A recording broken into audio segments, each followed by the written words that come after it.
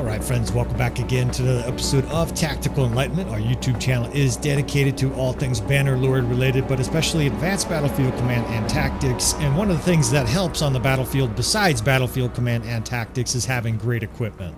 Well, some of the best weapons in the game cannot be found in the game. They must be created. So we are going to do our first episode covering custom created weapons. Now we're going to start with axes and maces in this episode, but we may eventually have 3 or 4 episodes covering weapons, so stay tuned.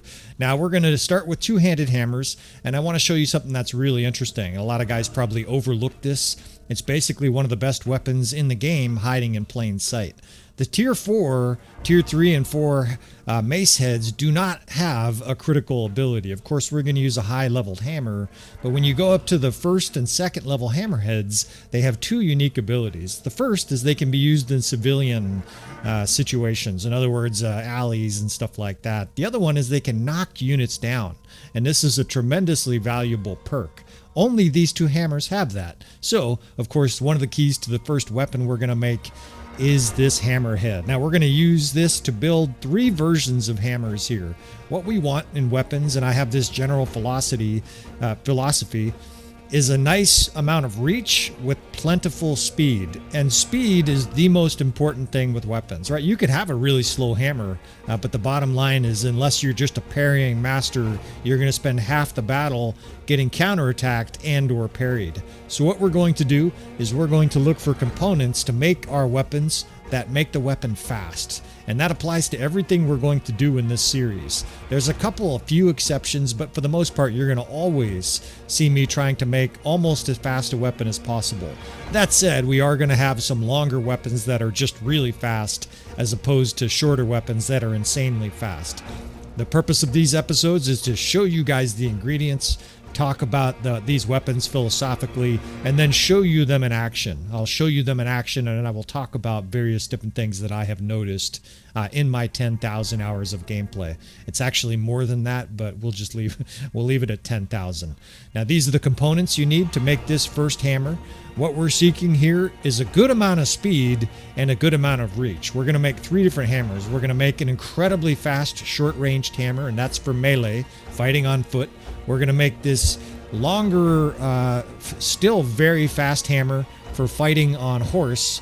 And then there's one that's in between, where it basically excels both on foot and on a horse. It's really up to you, and I'll talk about weapon loadouts during this episode, about exactly how you trick out your character. You might only have 1 weapon, you might have 2. A lot of guys go with 2, and then lots of bows and arrows. So this first one, you can see 97 speed, 74 blunt damage, and damage is not really what I'm worried about. What I'm worried about is speed and reach, because as long as the enemy isn't able to counterattack us, the damage is kind of irrelevant. All right, so that's number 1, the Aristocracy Annihilator. I've done some after editing. You can tell here that's what's going on. I'm narrating this in the After Effect. Some of the battles may be narrated live. So this next one, what we're seeking to do is build a very, very fast hammer. You can see the swing speed of 108. If the reach is incredibly short, though, you're at risk, obviously, of just whiffing over and over again, unless you're right in the lap of the enemy. That said, we'll try a few that are very, very fast, and I will show you how that works on the battlefield. Now, I've named this one Rum Bullion, and that's basically after the origin of the term for rum, which is what caused rum bullions, right? Rum is an alcoholic beverage that people would drink too much of, and the next thing you know, they're beating each other's ass and causing a fracas. That was the origin of that name, and they gave that to the crazies who were drinking rum on like the Jamaican islands. All right, so the third version of this we're going to make is a horse-wielded two-handed mace. And this is surprisingly effective. And again, I will accompany all of these ingredients lists. You guys are welcome to pause and go back with game footage of how destructive these are. If there's any of the details here that I miss, whether it's a component or something like that, feel free to mention it in the comments and I will make some adjustments here. But I'm doing my best to kind of slowly show you the making process for these. Hammers are pretty self-explanatory, right? We're using that same hammerhead every single time, and then just a different handle of various lengths. Now look at this reach, right? 132 with a swing speed of 91. There's no axe in the game that compares with that. This is part of the reason that I'm a fan of hammers. Now let's go ahead and jump right into these battles. So we're using this Horseman's Bane, which it needs no explanation, right? The purpose of this hammer is to obliterate enemy cavalry. And there's huge advantages of this. First, you're going to knock enemies off their horses, right? You're going to hit nobles. You're going to hit Drudzinic champions. If they're not killed outright, a lot of these guys will be trucked from their horse. Second, you can hit multiple enemies at once, right? Your hammer will go through and clobber 2 guys off their horse. Third, this thing is incredibly fast. So these guys are trying to counterattack and they can't, right? The speed, have 91 speed, pretty much overrides any enemy attack. What that means is every time they try to counterattack you, you can literally just press your attack button like a mouth-breathing knucklehead and you will crush the enemy with this hammer. It's almost a cheat code. You could literally stand in a thick mass of cavalry like this, and there he goes flying off his horse. If they don't do their very darndest to block everything, and literally everything, then they're going to get crushed. Another example here as we wade into a thick mass of enemy horses. We'll start with the Horseman's Bane, the longer hammer here. It has enough speed to counter most of these guys. And if you start to get really surrounded, if you start to feel like you're being attacked and interrupted and in a bad spot, what you can simply do in this situation, of course, provided you have both of these hammers, is you could switch to your faster hammer. Now we have the Aristocracy Annihilator, and it's very appropriately named. All of these noble units get laid out on their back, 97 speed, and yet it still has enough reach to get to all these guys, right? With the distance between the horses, and the only thing you hear is horses neighing as their rider gets obliterated to the ground. It really is borderline cheat code disgusting. Now we'll do some foot troop battles for this episode as well, and we're also going to talk some tactics for foot troops in this episode. In fact, we'll have a little variation where we slow things down and show you the field level. But here's the Aristocracy Annihilator just tearing through the enemy, right? It's got enough speed to just overwhelm everything, and yet it has enough reach. You don't have to be right in their face. Like I said, we will switch on some occasions for this episode to Rumbulion and show you the extreme speed. It's almost too fast. This is incredibly fast. Like, a lot of players have never seen this before. They assume there are cheat codes. This is just normal Bannerlord. Now, this character is totally tricked out. He has the extra focus point from having 300 plus smithing. He's level 48, 49, somewhere in there. He's already a beast. So let's show you this too. This is a companion who's in his 30s, levels 30s. He's got a speed banner, so he's moving around very quickly. And we'll show you how he does with these same hammers. Still moving it along pretty well there, despite a much lower two-handed skill. You get this guy on the ground with this is the Horseman's Bane, and it's just Maul City. And part of the reason this is such a great weapon is not only are you dismounting these guys, this is fucking great fun.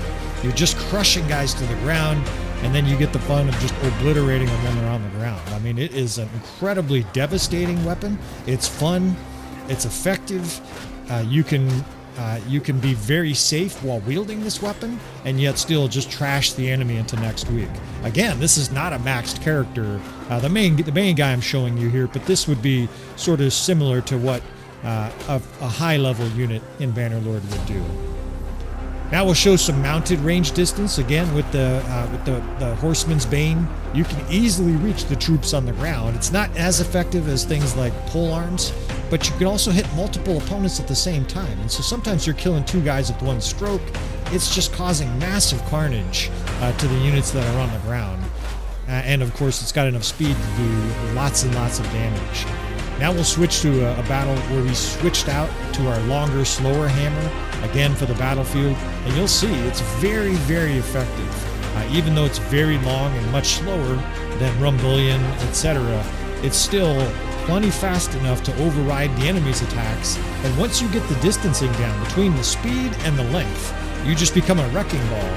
And it's one-shotting almost all of these high noble units. Botanian Fiend Champs, one-shot. Here comes some heavy infantry. Let's one-shot some of these guys too. Hitting 2 guys with 1 stroke on a regular basis. Decking guys to the ground. They're flying all over the place because of the strength of this hammer. And of course, a lot of times those guys on the ground get killed by another troop.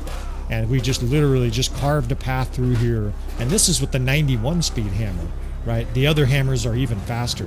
Enemy parries you, just keep attacking, right? You'll just obliterate them with the next swing. They just have no chance. The only thing that's even close to coming through this attack would be like a legionary with his very fast mace. Now watch this fucking hammer, right? We'll switch out here mid-battle. Again, this is the aristocracy annihilator.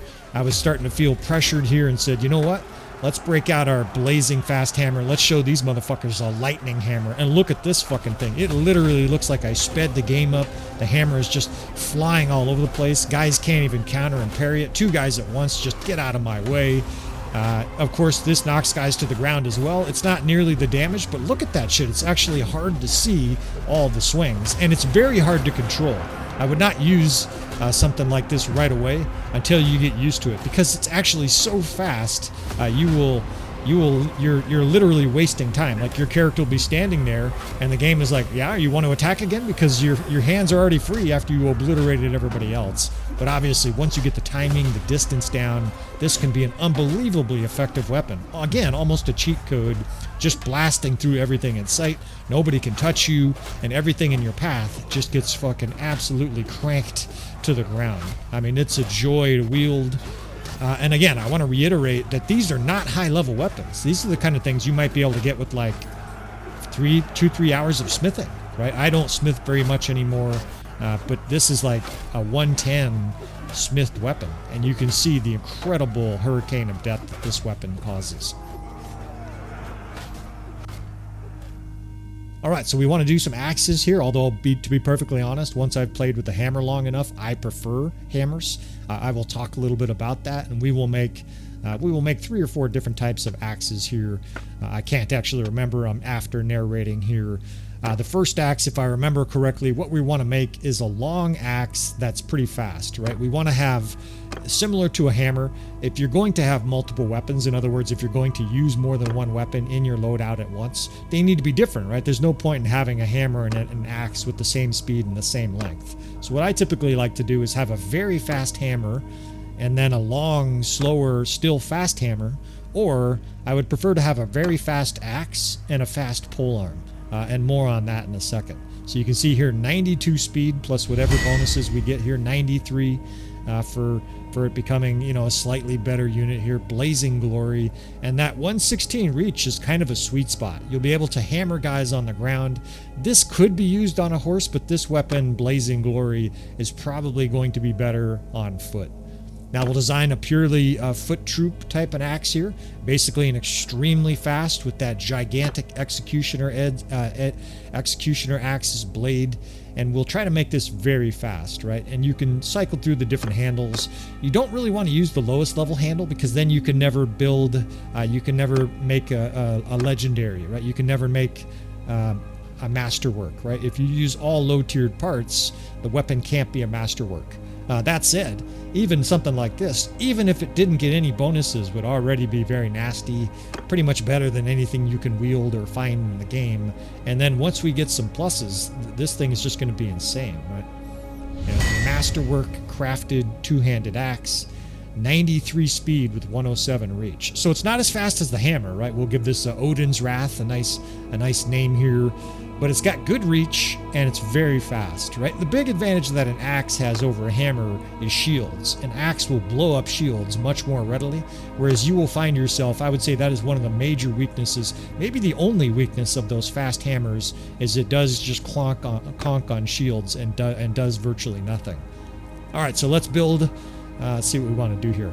I want to have a longer horseman's axe, right? It's nice to have an axe on horse that you can use on foot, but the speed can't be too slow. If you make an axe that's like 67 speed, you can't use that on foot. It needs to be at least in the mid 80s, and I would say upper 80s to be very effective. This axe is borderline effective, or at least is going to be borderline effective for both riding on horse and on foot, but I think a few examples will show that it's not nearly as nice as some of the very fast weapons. All right, we're reloaded here. We've got this 3 axes and we're going to have some more combat. But I also, at this stage, I can hear some of you guys saying, why would I use an axe, right? You're saying hammers are better. They have longer reach. They're faster. I'm going to have the initiative on my opponent. The main reason I would say to use an axe is damage. A lot of times you're going to kill, even with mediocre skill, 2 guys with an axe, where if you have, say you have 200 two-handed skill, you may not kill guys and they will attack you afterwards. There can be a few reasons to use axes, and of course some of it is to feel. Now we'll use the Jarl's long axe on horseback here, and I would just say try a hammer. Try one of these fast hammers, of course if you're a smith, and then try a custom axe and see which one you like better. It really comes down to feel. Thousands of hours for me of playing with both, and I prefer the hammer. And this is actually a perfect example. With that 97 speed hammer, or heaven forbid Rumbullion, I felt like the enemy couldn't touch me. Here I felt highly vulnerable. I was getting counterattacked. I almost felt like I needed to be parrying every other swing. The enemy was getting hits in simply because our axe is not fast enough, right? The slowest hammer that I showed you was 91 speed. This 86 hammer, or 86 speed axe, left me feeling vulnerable. Now the Jarl's long axe versus foot troops does quite well. Quite frankly, this is what axes are designed for in Bannerlord. Hell, even the guy on the logo for Bannerlord is a guy on a horse swinging a big long axe, right? The head is right there. They get lopped off. Sometimes you can kill multiple guys with the same swing. This axe certainly paid for itself with this mounted to foot traffic. Not as good as a polearm, but it did pretty well there. How about on foot though? Here it really showed the shortcomings of a slower axe. 86 speed compared to these upper 90 or even over 100 hammers, and what you do is you lose initiative to troops. You swing, and before your strike can hit them, interrupt them, or kill them, you get stabbed just like that. Also, slower weapons tend to get parried more. Look at this, Fiend Champ was constantly parrying me, and then because he swings faster, he got in the killing blow. Now we're going to have a quick demonstration battle here to show some tactics, essentially a way that I think that commanders should develop tactics and a playing style with two-handed weapons. Doesn't mean you have to, it's just thousands of hours of experience, and hopefully you can glean a few things both tactically and how to move your two-handed units around on the battlefield to both maximize survivability and kill as much as possible. All right, well, we're decked out here with Odin's Wrath, but I'm going to slow down this next part here, and instead of having little excerpts from a battle, we are going to show two-handed unit tactics, how I would suggest you use both your own character and your army in situations like this. Now, what's the situation? We're facing some 900 Britannian Fiends that are now entrenched down a hill with a good position on us. You can see it's 874 versus our 600. Now, we have some archers, but they don't have a great angle to shoot, so we're going to have to adjust that. And the key strategy that we're going to employ is an oblique order. We're basically going to try to turn the enemy's flank. We're going to try to get a bunch of troops on their left flank, and I will walk you through that. So we have these two archer divisions that are almost out of ammo. We're going to be pushing them forward and sticking the 5th archers on this hill here overlooking the enemy. Now it's mostly distractionary because we're going to move 2 infantry divisions eventually, a cavalry division, and our horse archer division onto this side. In the center, we're just going to press the enemy with 2 divisions there. The 1st division, the 3rd division, and the 2nd division basically pushing a hole. Now again, we'll use the RTS mod here. We'll just fly ahead so you can sort of see what we're doing here, and we're going to use extensive slow-mo here. This will probably take 5 or 6 minutes because a lot of players have a difficult time with advanced tactics like this. So the 6th Corps, we're pulling that towards the enemy's left, and you can see they're already starting to rotate their force because they're being charged in the center. Now we're going to put way to the enemy's left our horse archers and 8th Division in a shield wall. All these cavalry coming forward. This is going to be part of a shield and shock attack where we lead with our cavalry. Now that the enemy's cavalry is kind of wheeling, we will approach them with our heavy cavalry and infantry division and archers on this hill. Now we're also bringing horse archers down, but mostly that's so that we can use those guys to distract and screen the rest of our troops that are going to eat up the enemy's left flank. Again, like I said, we'll kind of take you down to the ground level occasionally. These dipshits here trying to trying to couch lance me. And then we will, again, fly overhead occasionally just so you can see this better. Now, the enemy's starting to shift to adjust to our new threat. We're going to aggressively push in on them, right? It's lots of archers. Do not let them shoot.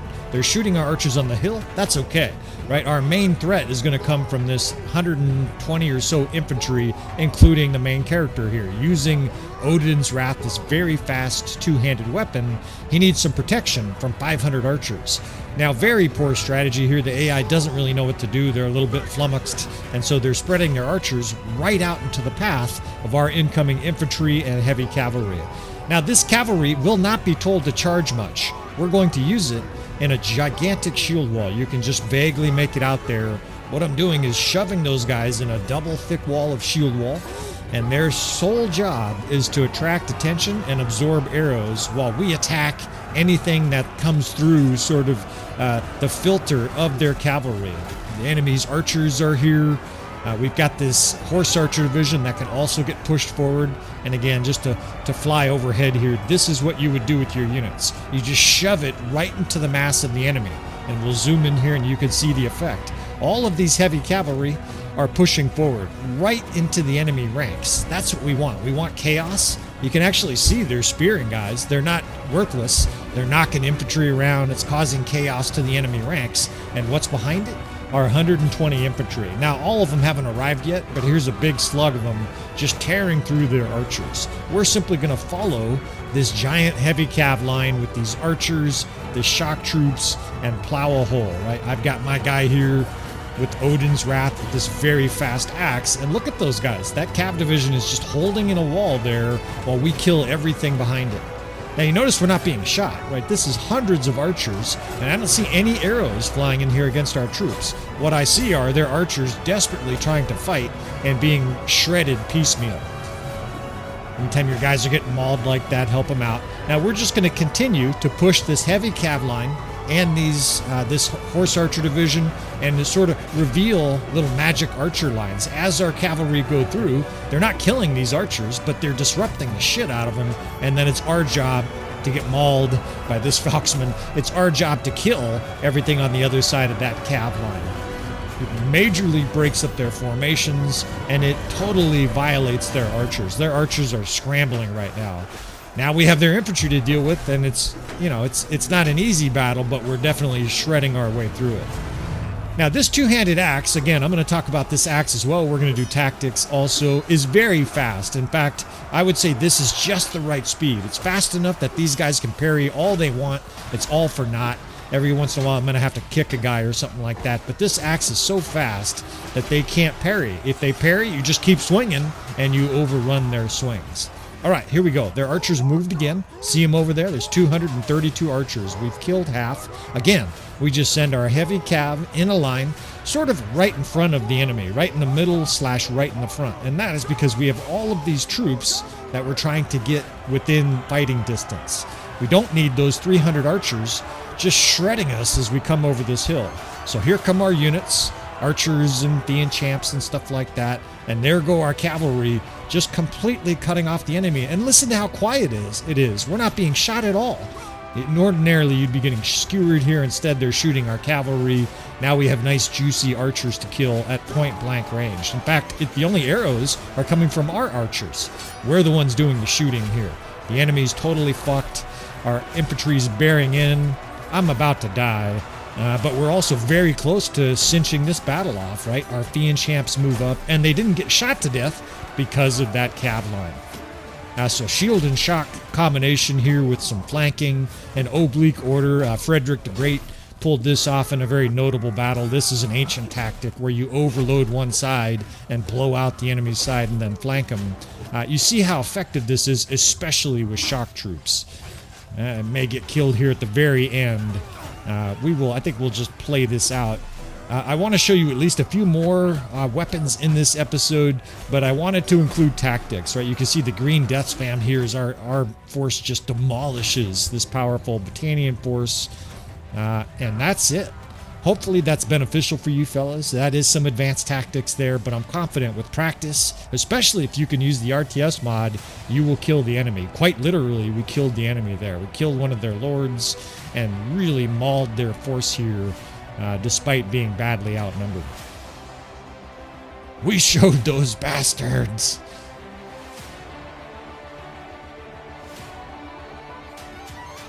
All right, one more battle here as we show this other axe, Blazing Glory. This incredibly fast axe doesn't have the greatest of reach.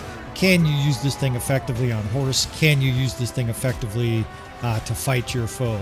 Also some tactics here. The enemy was stacked up on this hill, and we gave him a peekaboo ridge rush, right? Basically a huge rush of cavalry, of shock troops right behind him, refusing to allow their archers to spread out on the other side. We got horse archers and a cav division to wrap around behind the enemy, and the enemy was very much paralyzed. Despite the fact that their cavalry came in to charge here, this is really what you want. If you have lots of shock troops, you want a compacted enemy because they can't get away. Their archers can't spread out. Now, this axe did really well. Up close, it just butchered the enemy on a horse. When you have a shorter axe, of course, just ask any fellow this, right? You have to be more precise. You have to know how to use it. And in this case, of course, I have the experience to do so. I think a lot of players will struggle with an axe of a reach of about 100. Same thing with the hammer. I would recommend about a 115 to 125 range. Like I said, these are highly customizable. I'm not saying these are the best weapons, just what I've found are the best. Now, hand to hand, this axe was a beast, right? We're talking upper 90s speed. It's doing mega damage, 250, just beheading guys. And it's fast enough that you can do a whole lot of swinging and not a lot of parrying. I do find parrying to be a good skill, but I think a lot of people, that are using parrying in tournaments like that, underestimate how crazy and chaotic a real battle is. You just don't have time in most situations. All right, and also to just add a little teaser here at the end of this episode, this is a weapon we'll be previewing in our next episode covering swords. We will continue to cover custom weapons here probably once a week. This thing I'm just calling the Scalpel, and it is incredibly fast. It's a hyper custom Falx. This thing cuts heads off. This thing just tears a path through the enemy. Of course, Falxes also damage shields. It's a terrible weapon to behold. That's your little teaser so that you guys tune in next week. Of course, if you want to see more from our channel, more custom weapons, please subscribe, hit that notification button. That way you know when new content comes out. Let me know what you think in the comments section, or if I need to make any corrections. And with all that said, oh, wait. Hit that like button. It takes you a quarter second. It sends more enthusiasts to the channel. And with all that said, fellas, I will see you friends next time.